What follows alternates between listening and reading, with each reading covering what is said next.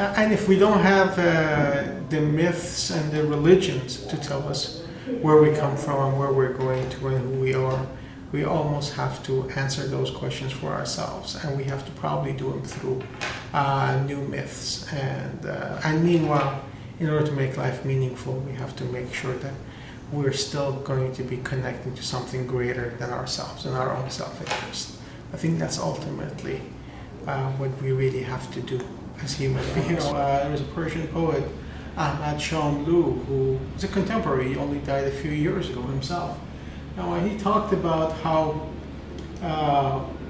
what an infinitesimally astronomical probability it is for you to even be born, in terms of the molecules in the universe being in the right arrangement, and even in the process of fertilization of the egg that becomes you, the billions of sperms that have to be involved in the process and fertilize that right egg. Or it's almost an infinitesimally lucky thing to even be born. Yeah. And is this all of this incredible astronomical probability mathematics simply about just a cruel exercise so that you can be born and be suffer through life and then die? So you have this improbable event, which is the beginning of your life, and you have a certainty, which is a death, as Shama says, which is the end of your life. And what really matters is that what you do about it in between. Actually, the shorter that it is, he says, the more important it probably is, and the more important it is as to you decide what you're going to do about it in between. So it's, I think, we just have, as human beings, a very finite ability to understand these things. And we should not really try to ascertain too much knowledge about what happens before or after, or it's just have some humility and just ride with it, and just meanwhile try to live an interesting life. I was in the retailing side of fine jewelry business, but I would have clients who would come to me and say, well, we're hearing that there is all these conflict diamonds going on, phenomena going on in Africa, where the diamonds are being used for financing warfare, and children are being used to mine for diamonds, and their arms get cut off if they don't work in the mines.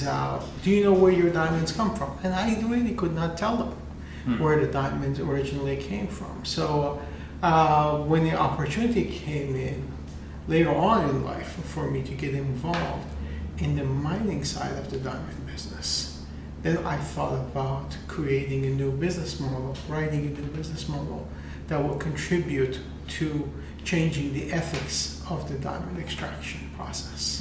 One project, we actually got Tiffany's to finance our mines for us. They gave us some capital to get the company started because we convinced them that they should worry about an ethical supply chain for their company. It's more about social entrepreneurship. And now I'm putting together a new business model which will be an incubator, very much like a business incubator, but we're focusing on how to instrumentalize art and culture and creativity for the purposes of economic development. How does creativity intersect with creation of real value in the economy? We want to have an incubator that will focus on doing some experiments. I am not really sure as to whether we are actually experiencing the loss of the sacred. Maybe the sacred as we have traditionally understood it, as something that has been sanctioned by some sort of religious authority, some sort of religious institution, which, I mean, in that sense, yes, maybe there has been some trend towards secularization, called secularization of the society, and that has induced an adverse reaction on the other side for people who are literalistic about religion and long for certitude of certain types in their spirituality to have become fundamentalists, which is an overt reaction to that sort of a secularization. But I think that we as human beings will always have some sort of a uh, innate sense of some things being somehow spiritually having a greater value than the others. We may not necessarily associate it with some sort of a religious sanctioning of that sort of spiritual value of some things, or some sort of a need for some sort of a mythology. We are not, when we go back to the whole ancient Greek dichotomy of the mythos versus logos, I think the secular society, in a very simplistic version of it, tries to basically offer a simply logos-centric existence to human being, where the mythos is basically, because of its falsifiability, is considered to be of no value and almost not worthy of consideration. But I think the mythos is always going to be there. It will just be a different kind of mythos, and it may not necessarily have those sort of religious institutional force behind it as a validator of it. But I think as human beings, we will always long for meaning in our lives, and we will somehow create some sort of a mythos that will be there. It's really more about not that something is being destroyed and something is going to dominate forever, but we are really recreating these things for ourselves at this point, and we're at a crisis point in that process of recreation. That's what my guess is. But I find more value out of, not so much from the philosophical inquiry about these things, but really more about literature and the poetry.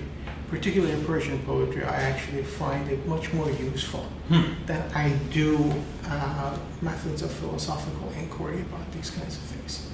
So in a way, I almost feel that the people who don't understand Persian poetry are kind of getting a little cheated out of life as to understanding about the mysteries of life. There's something about that sort of artful play of language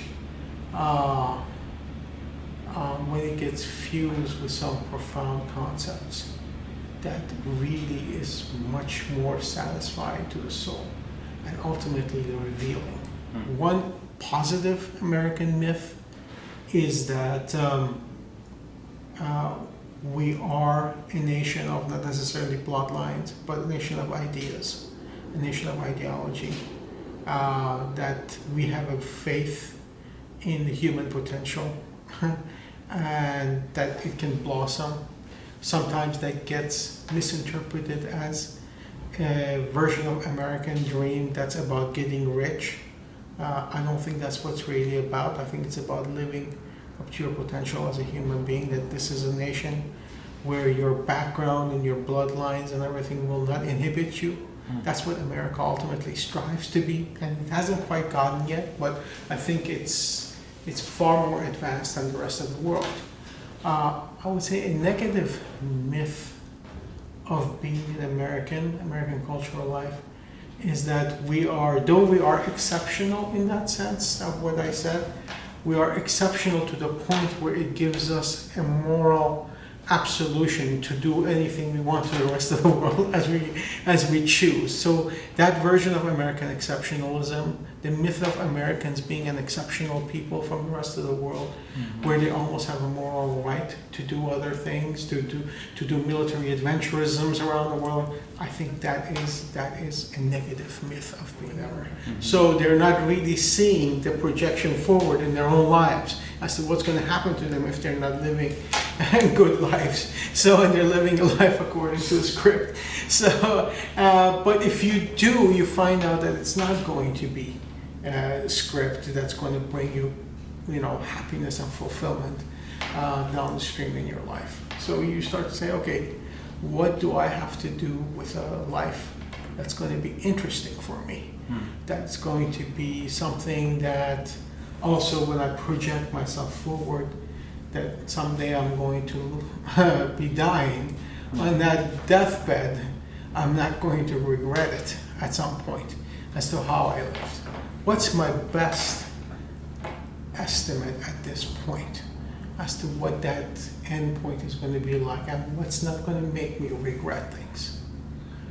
And then you start to draw upon your reservoir of experiences of literature and poetry and theater and everything that you've experienced. And okay, well, it doesn't look like I'm going to be a careerist of any type. So, in short, I can tell you that I'm basically a chemistry and philosophy double major who still doesn't know what the hell he's going to do when he grows up. But I know that if I, for some reason, were to croak tomorrow, I'll be very happy because I think I've lived a good life.